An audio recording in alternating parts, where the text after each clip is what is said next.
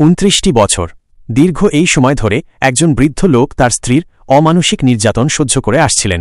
প্রতিদিন চড়থাপ্পড় আর অবিরত কটু কথা ছিল তার নিত্যসঙ্গী। বৃদ্ধ লোকটি ছিলেন শান্ত প্রকৃতির একজন মানুষ, পেশায় স্কুল শিক্ষক।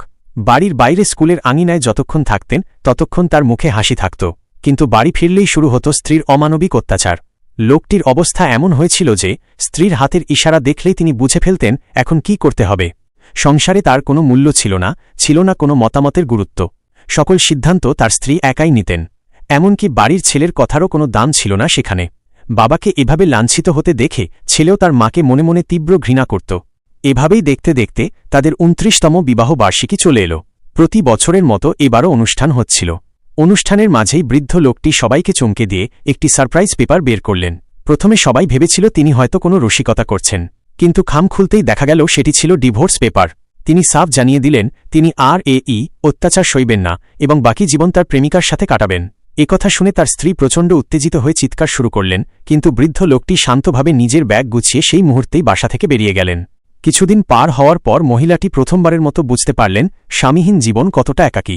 তিনি উপলব্ধি করলেন স্বামীর ওপর করা সেই দীর্ঘদিনের নির্যাতন মোটেও ঠিক হয়নি। ছেলে তাকে সোজাসুজি বলে দিল বাবার এই ঘর ছেড়ে আরও আগেই চলে যাওয়া উচিত ছিল। নিজের একাকিত্ব দূর করতে মহিলাটি একটি কুকুর পোষা শুরু করলেন।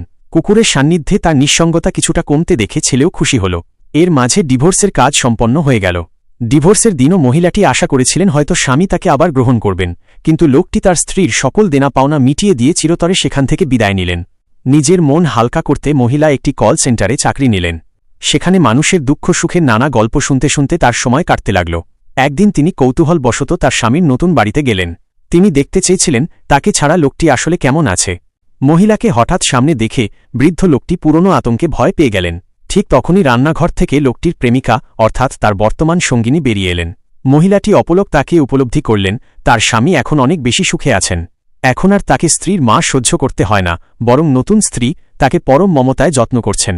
সেই সাজানো সুখী সংসার দেখে মহিলাটি তার নিজের ভুলের দহন নিয়ে ফিরে এলেন। গল্প